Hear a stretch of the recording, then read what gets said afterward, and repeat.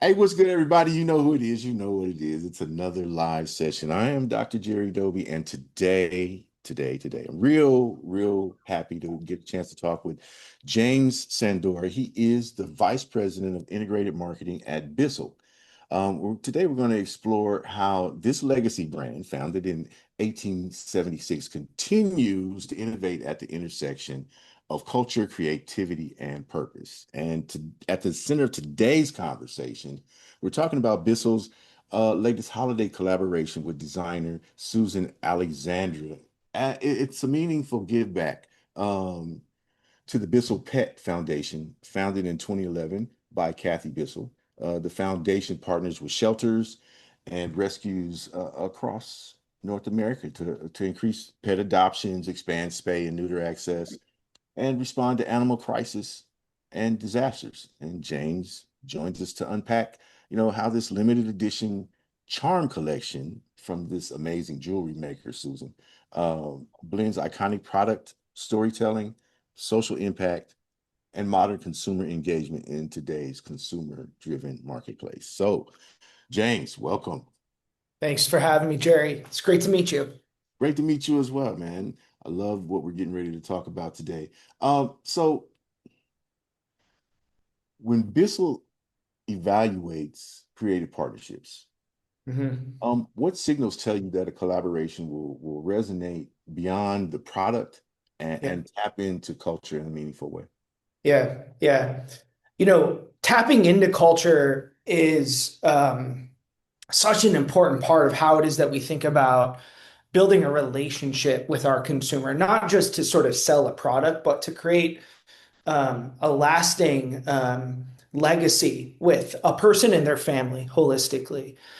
uh, you know, Creative partnerships always start with what do we share in terms of how it is that we think about the audience that is uh, being spoken to, both through the lens of our strategy holistically and that of the partner in and of itself. And in this particular instance, Susan brought forward an opportunity to tap into an audience that we know is so very important for us to create a lasting and meaningful brand resonance inside of the marketplace that we've otherwise just not had the ability to really tap into in an authentic way.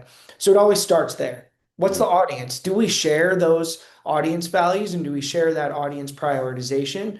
And then can we tell a meaningful and resonant story?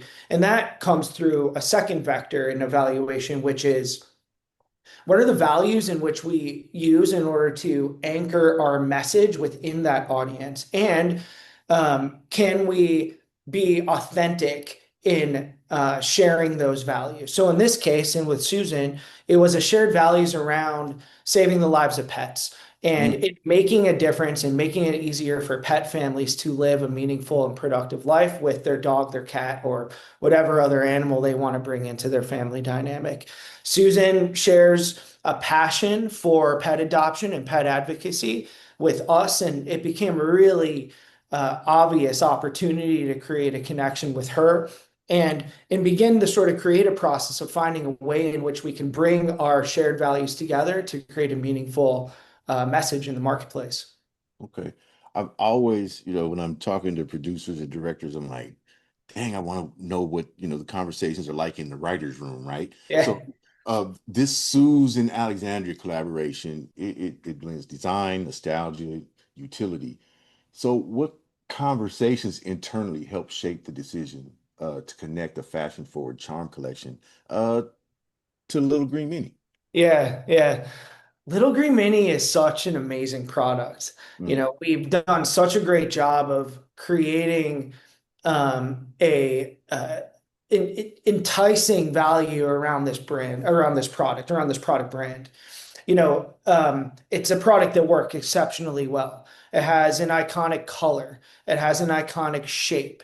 And we were seeing within the social landscape conversation around the aesthetics of the product almost equal in value and in quantity as we were seeing conversations around the efficacy and the functionality of the product. We've done such a great job of talking about how great the product works. We were compelled to explore what it would mean for us to do an equally good job of creating conversation around how the product looks, and building a message, building a story around the aesthetics of the product. And to do that, we said, well, let's go to someone that knows how to create aesthetic stories better than we could ever dream to in the near term. And that's where Susan sort of inserted herself into the picture. And we said, what could an aesthetic driven story look like in context of this product?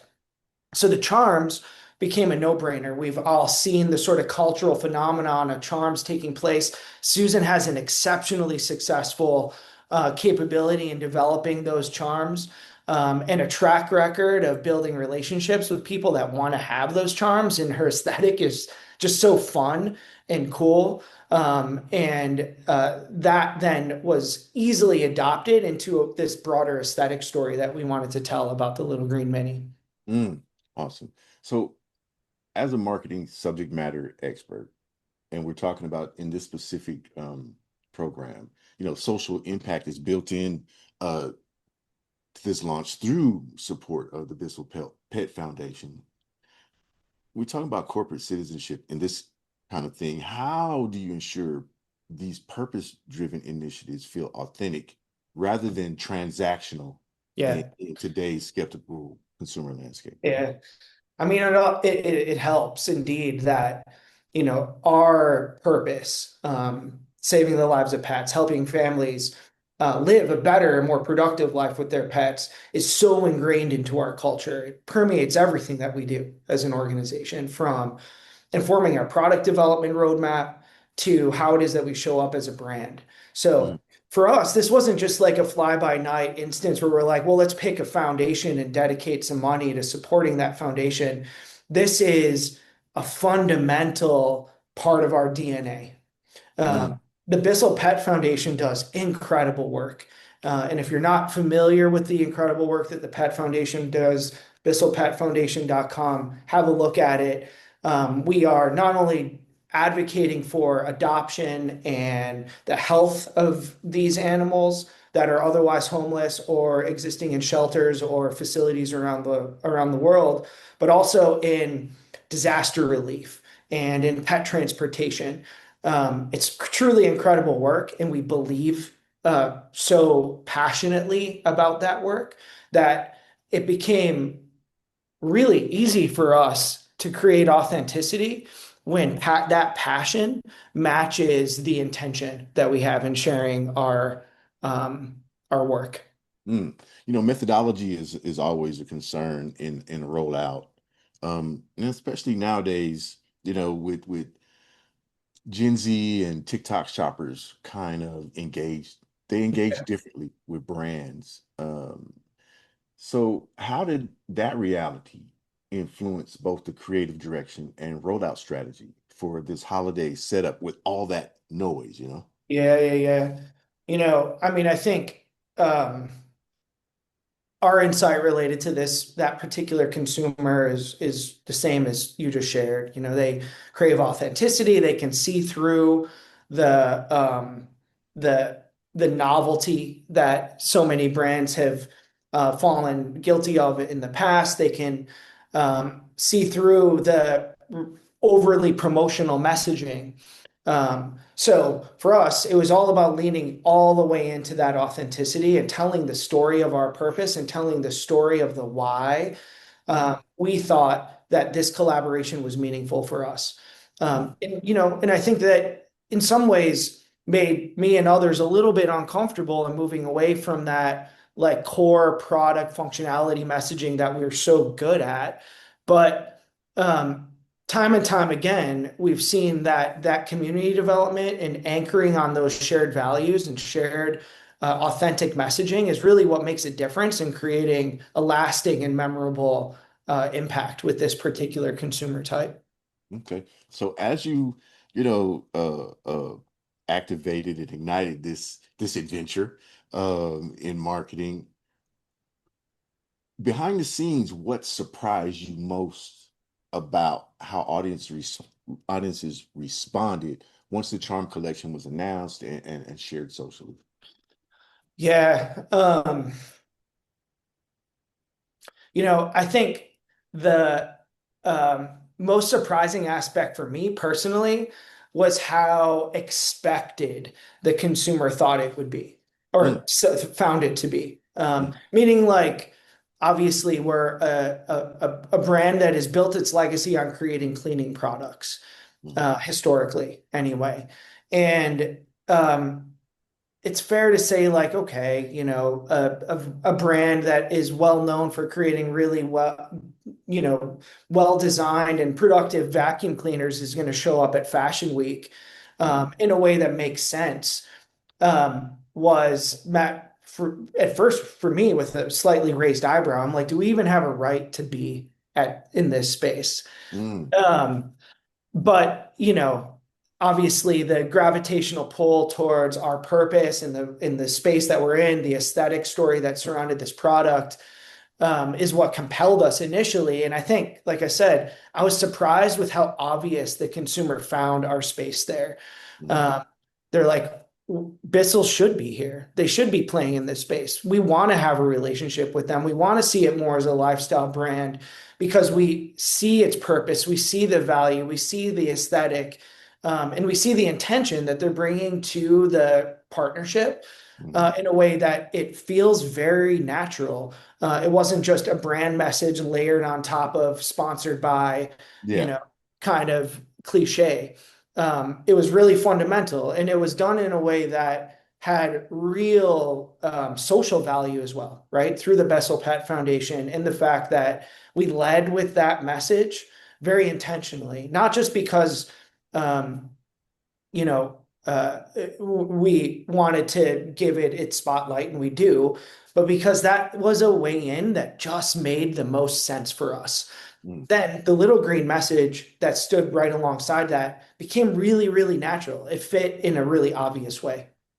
I mean, I think the little green message, combined um, with her, she's known for colors popping and Yeah, yeah, and all that exactly. stuff. I think it fit right in perfectly. And I think from the outside looking in, what I appreciated most about learning this about this initiative, it was advertising without being advertorial. Hmm.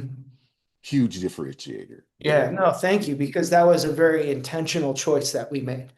Yeah. I think that kind of gets back to your earlier question related to, like, how do you create authenticity with this consumer who's otherwise skeptical? And certainly, that's a challenge, right? So doing that in a way where there's a really natural and seamless fit, and you're not forcing a connection, Mhm. is an imperative. I love it. I love it. When I teach about integrated public relations, we talk. I glaze over marketing. I'm not a marketing guy. All right, I'm a media guy. But when I teach, I go, you have to learn. You pay attention to the lessons that were, learned from other collaborations and experiential type of things. What lessons did this particular collaboration maybe reinforce for you about storytelling versus the traditional product promotion? Yeah. I think that it's such a great question. I think there's two vectors to it that are going to guide a lot of the work that we do in the future. The first is that consumers will are smart. They're smarter than you think that they are, right? The Mm-hmm. average shopper is smarter than you will assume that that person is, right? So a really well told story that doesn't perfectly lay out the punchline is equally as effective, if not more so, Mm-hmm. than a traditional advertising message. But that requires a lot of work, right? Creating that natural fit and the plot line that leads a consumer to the water, but doesn't, like, push them into it. It's Right, hard right. work. Yeah. Uh, But when you do it well, and I think this is a really great example of us doing it well. If you haven't yet seen it, we just launched a short form content series on TikTok called Driving Dirty, which is Hmm. all about car detailing. Is also doing it really, really well. It Yeah. kind of falls within the same line. And I'm really proud of the fact that we as an organization have built this really strong competency in storytelling that does just what I said. We've led the consumer to the water and they've jumped in for us. They've made the connection, and that only happens with stories well told. Hmm. Um, and those stories well told require really exceptional insight, a really solid understanding of who the consumer is, and then ultimately very authentic connections and relevant interactions with the plot ultimately within that story that you're trying to tell. Hmm. You used the term driving dirty, and it just reminded me of some times past Yeah. and different conversations, you know what I mean? That It was, yeah. I mean, yeah, that kind of nostalgia is part of the storytelling, it right? is. Yeah. It prompts people to want to know more, to want to get into it, to, recall some of those like positive nostalgic stories. That's exactly what we're trying to do. I think, you know, it's magnificent because I'm like, okay, you this holiday noise and everybody's trying to differentiate themselves from other similar products that do the same functions. I'm like driving dirty. Boy, if that doesn't grab, you know, I'm a baby boomer still, you know, and one of the last of that generation, I guess. I don't know. But I'm just to hear that and I'm going, that's how you separate it from all the other noise. Yeah. You know, holiday season, high competition, you know what I mean? Crowded space, definitely crowded space. And so I think I was going to ask you how Bissell approached cutting through that noise. Driving dirty is, look, guys, metaphorically, can mean a lot, but it's interesting. Like driving dirty, what the heck? Makes people lean forward. Yeah. What are they talking about? You Yeah. know, and someone like myself, you know, who had you know, I was one of those kids, and it gives me that smile. Like, what are they talking about? And I'm familiar with Bissell. You know, born in '62, Bissell's from the 1800s. I grew up with Bissell in my household, and Yeah. also grew up with pets. So I'm watching the entire campaign. I'm going, this mind mapping Yeah. makes total sense, and it was beautifully executed. So salute on that part. Thank you. Thank you. And it's such an amazing experience to work for a brand where this is our 150th anniversary year, Right, 2026. We've been around since 1876. Not many companies in general make it to this stage in their maturity. right. Um, and to be charged with the constant and continual reinvention of the brand so that I am creating an organization that's equally compelled to cultural relevancy now as we were in the 1800s is it's quite special. Hmm. Okay, so now I got to get, I got to pick your brain. Um, for some, as a thought leader. I'm gonna put you in the thought leader position right now. Looking at the success of collaborations like this, how do you balance speed, creativity, and brand consistency when trends move as quickly as they do today? Yeah. I mean, I think it starts with like really knowing who you are as an organization. We've done a lot of work in creating a very, very clear brand framework that we manage everything against. And that's led by our purpose, helping uh, people and pets share happy, healthy homes. That's what we do. It's from, like I said earlier, from our product development to our brand communication, everything is run through that filter.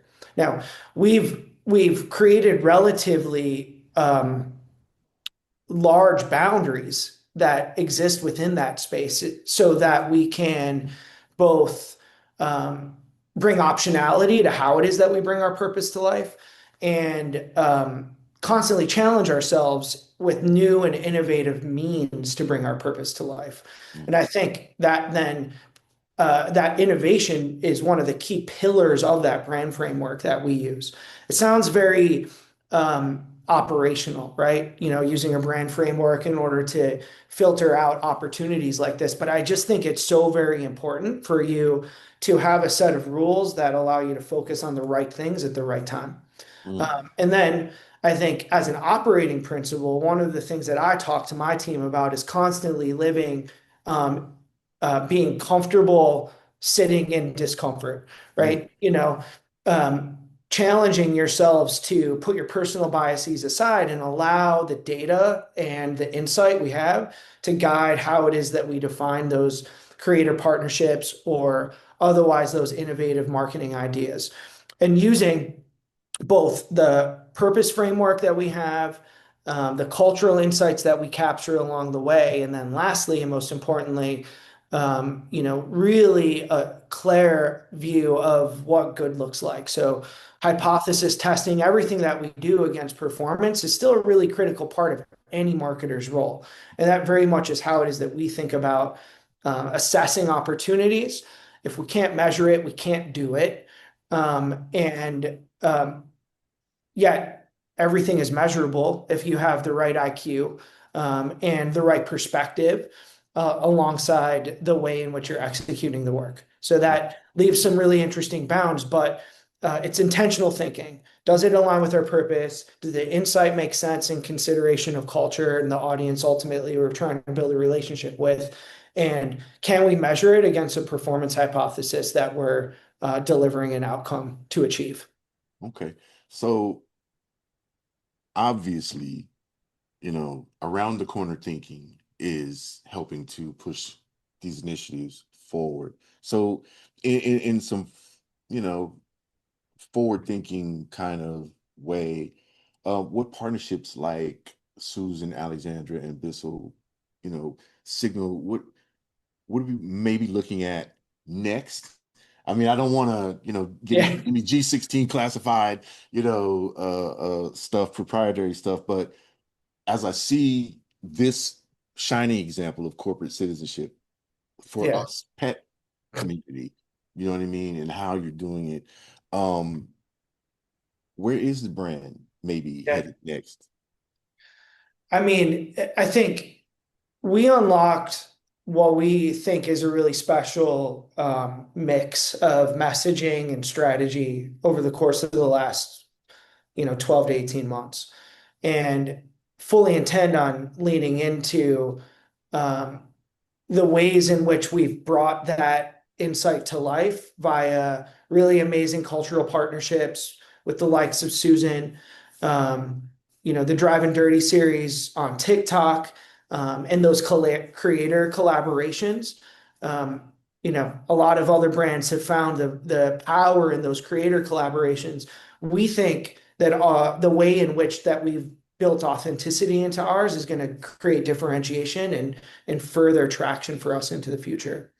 Okay. Um, the underpinning aspect of all of these things is this true conviction that our authentic purpose in improving the lives of pet families and saving the lives of pets is going to lead us into the future, both in how we position our brand and how it is that we show up in the marketplace holistically. You and I are talking, about the Bissell Pet Foundation. I don't know, though, if you knew truly before we had this conversation today. And I think that's the shortcoming from Bissell's perspective in and of itself. In Mm. other words, the opportunity to get our message out there in the work that the Bissell Pet Foundation is doing and how that defines us as an organization is untapped opportunity. I think, being a pet owner, I had heard about it actually, um, just because I, have that membership. I take my dog to the, Yeah, yeah, of course. so I see these Yeah. things. If I were doing a SWOT analysis, you know what I Mhm. mean? I think um, the promotional aspect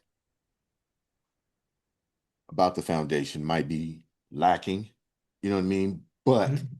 I think that you triumphed over that with this campaign Yeah. by using this innovation with the creator, Fashion Week, you know what I mean, hitting TikTok, people Right. that are, and you're showing a little fluidity and willingness to connect, knowing that a corporation cares about a community of people and animals, and it's not all about the dollar. It's an amazing, amazing thing. It could be louder, but you know what? I think that it was perfectly timed, perfectly executed. And I'm a real ass when it comes down to methodology and mind mapping. And I'm going, man, this is brilliant. Yeah, thank Touch you. the people where they were, and it's amazing. So it's more than theory, application. And that leads me to my final question. Career trajectory for kids who are coming through marketing school. Yeah. You're coming through catering at MIT or whatever, and this is what you're doing. Where should they be thinking? Where would you suggest Yeah. they be thinking? And maybe a few bullet points of what they should focus on as we prepare to move forward more into the Yeah. digital age and stuff. Yeah, yeah, no. I think my advice is as follows, and this is put through my own experience. As a marketer, I very intentionally worked on sort of every side of the table. I started my career selling advertising at Google. Then I said, well, I want to know what it's like buying advertising. So I went to a media agency. Then I said, well, I want to know what it's like developing the strategy that informs why an organization would inform an advertising strategy. So I went to business school and then I did management consulting for a short while. And then um, only then did I go to the brand side and say, okay, now I want to be charged with sort of building a competency and a capability around how it is that I fit all these pieces together. In my experience, getting those hands-on mentorship and responsibilities in every sort of vector of the sort of marketing value chain was so very important. That exposure really, really critical. And it helped kind of shape both how it is that I've developed strategy today, but also how it is that I build teams, how it is that I mentor those teams, how it is that I interact and engage with all of the partners that we need in order to develop a coherent and capable marketing organization. And then ultimately see the forest from the trees and know how all of the pieces fit together. So would encourage anyone that's coming up today to get as much experience as they can, like hands-on in all aspects of that, of the marketing value chain, and seek mentors. If you don't have the opportunity to do it yourself, that can help expose you to those areas. It's okay to ask, account director at an agency to mentor you and share what it's like to work at a agency, or a sales director at a tech company to mentor you and share what it's like to have to sell in solutions or otherwise work with a technology team. Um, as much experience and exposure as possible is the best advice that I can offer. The man just said, put work clothes on your dreams, go to the job site and get dirty. Yeah. Learn the nuts and bolts of this career path. It's a great career path. Everybody needs somebody to tell their story and help them oftentimes lay out um, a navigable path through the maze that is, social media, economics, et cetera, et cetera, et cetera. So beautiful. Look, it's been a great honor to meet you.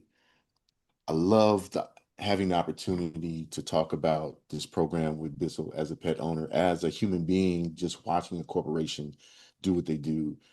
Amazing to see the driving force behind this campaign. So everybody, look, James Sandora, Vice President of Integrated Marketing at Bissell.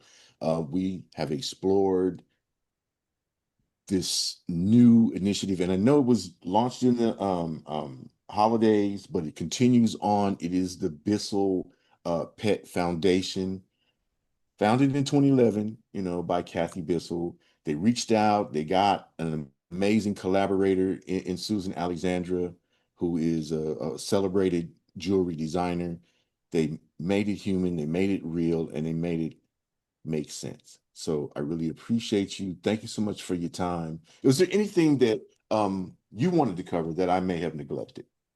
No, thank you so much, Jerry, for having me here. Speaking of dogs, mine literally just jumped on my lap. I don't know if you saw her head pop up, but I really appreciate the time with you today. Man, I appreciate the time and the opportunity. Thank you so much. All right. Till next time, folks. Hype Life Sessions. We're out.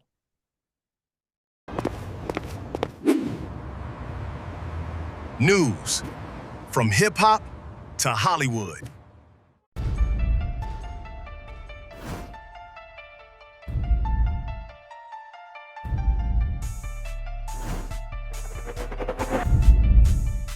As an artist, we should reflect the time.